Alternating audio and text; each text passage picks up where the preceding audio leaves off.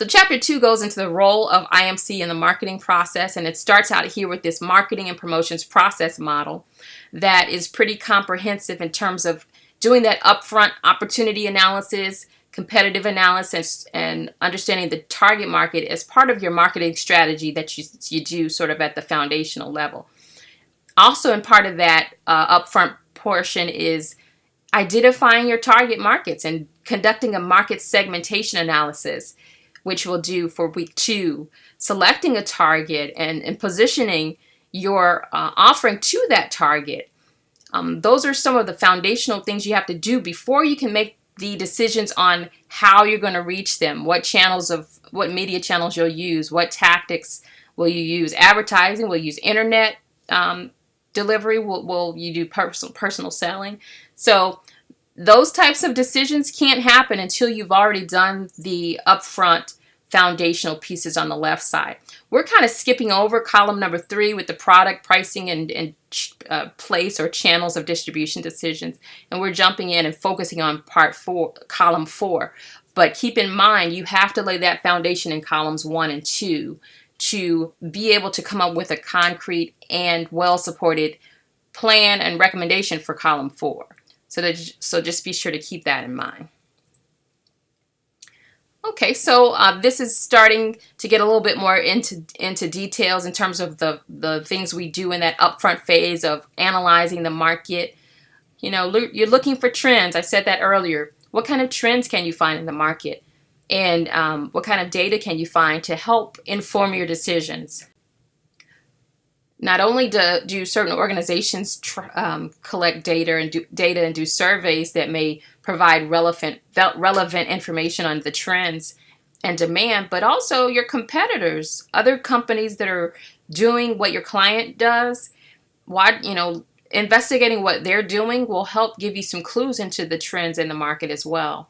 So that leads into the competitive analysis. It's important to have that detailed competitive analysis to see what other competitors are doing. Sometimes you can actually improve your own processes and decision making just by looking at what the competition is doing. It's not always the best way to do it, but a lot of times you can get some good ideas just from observing and analyzing the competition. So then we'll move on to select our target market. There's a whole segmentation, targeting, and positioning process that we'll talk about later, but just want to go through the chapters in the reading right now. The target market process, really looking at which markets have unmet needs, okay? You're looking for markets that have needs that your client can fill. They're unmet needs that your client can fill. And then breaking up the market into smaller groups of market segments that have similar properties, similar characteristics, and there are a number of ways to break up that larger market.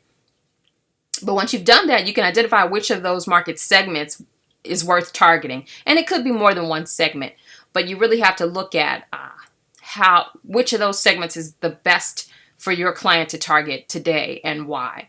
And then once you've identified that, you can get to know that segment better, define that segment in a very clear, detailed way, and then discuss how you will position your offering to that segment to make sure it connects with them and you have a certain place in the mind of that particular segment that will make you more favorable than the competition. Now, we talked about the segmentation stage of it and how it can be broken up in different ways.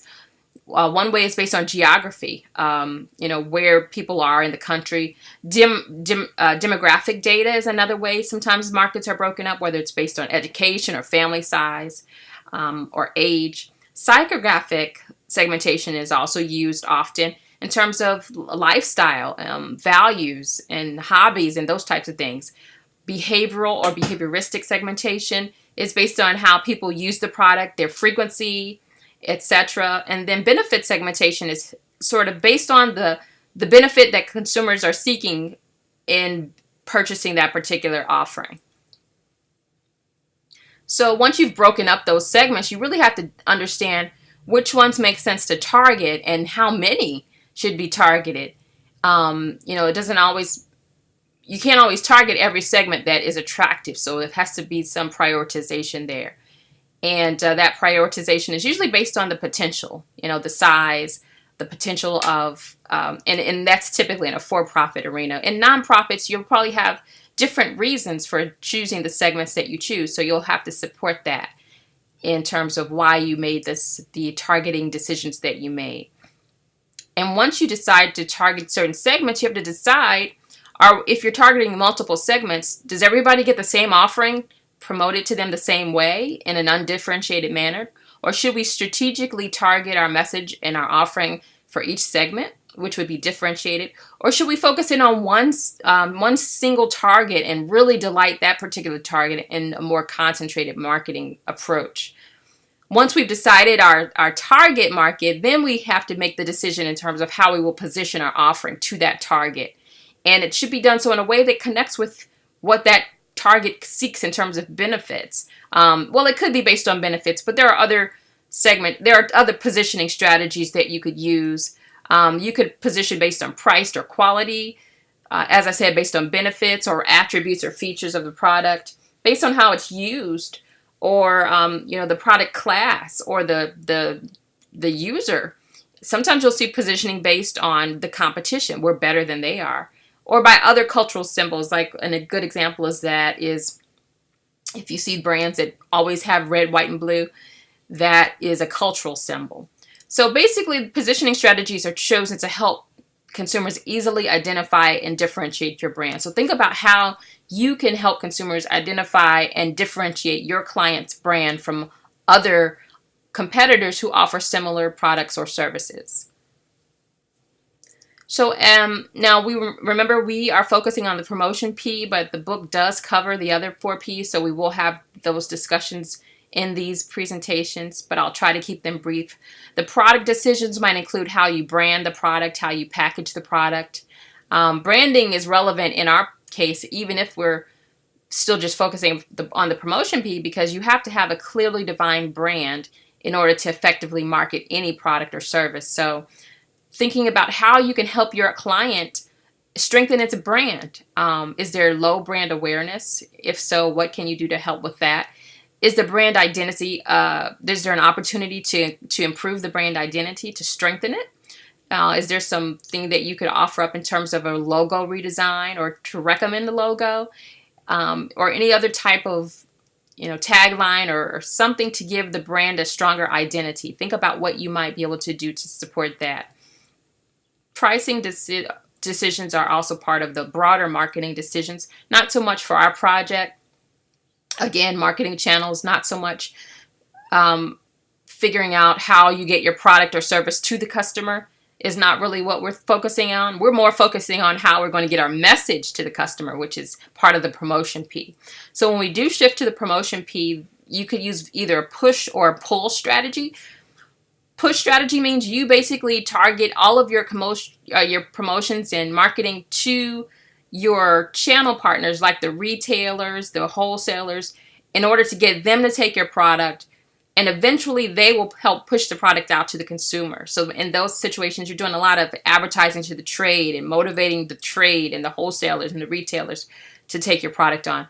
There's also a pull strategy that instead of focusing on the trade, you focus on the consumer and you really just target to them. All of your advertising and focus is targeting to the end consumer in hopes that they will go to the store and ask for your product, look for your product, pull your product through the supply chain. So a lot of companies use a combination of push and pull promotional strategies, so it's important to understand each.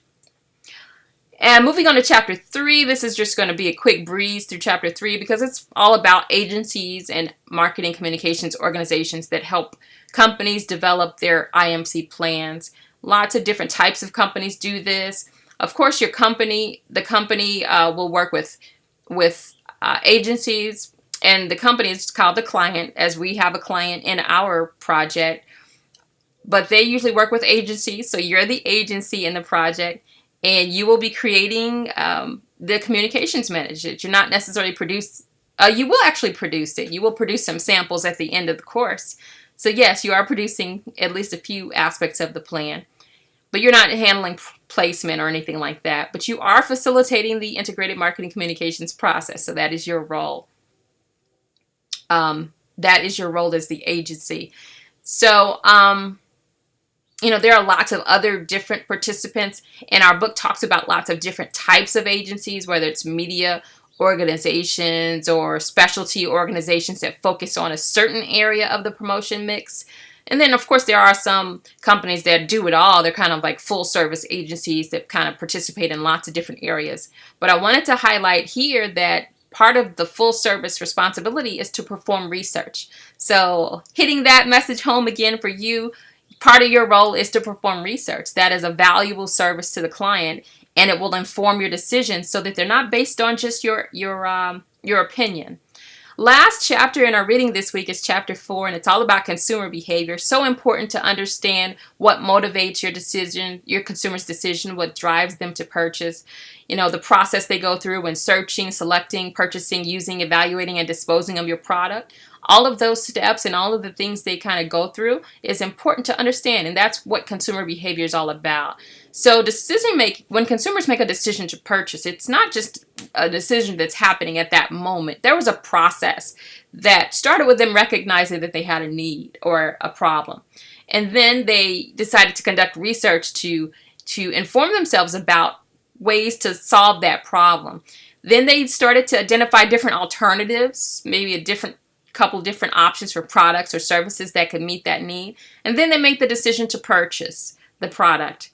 And of course, after the purchase, there's a post-purchase period where they're either satisfied or they are dissatisfied and experience cognitive dissonance. And you hope that you can alleviate that and make a satisfied customer in the end.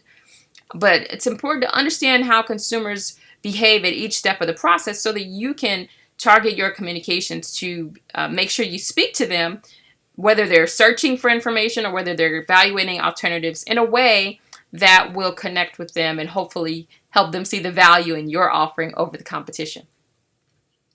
So one framework that's important is Maslow's hierarchy of needs. It sort of helps us think about what motivates consumers. And it starts down the bottom with basic physiological needs. He says that people are just motivated to make sure they're fed and they're not thirsty. And once those needs are met, then they'll start looking for security and safety. Once that need is met, then they start to have a sense of social needs being met in terms of belonging and love. And then once those needs are met, they want even more needs in terms of esteem and status and recognition. And then the top of the rung is where they sort of want to live out their best life, fulfill their greatest potential. And that's what he called self-actualization. And so that is one framework for understanding what drives consumers to make the decisions they do, because they have certain needs that are driving them. Another aspect of what influences consumer behavior, there are a number of different things. So culture, the culture they grew up in, the norms and values of that culture, or they could be part of a subculture that has sort of their own ways of thinking. The certain class may dictate what they buy. They may be parts of certain groups, certain reference groups that they value their opinions. These are groups that they might maybe look up to as sort of being, and a lot of times, for better or for worse, celebrities are in that group. But they may look for certain reference groups.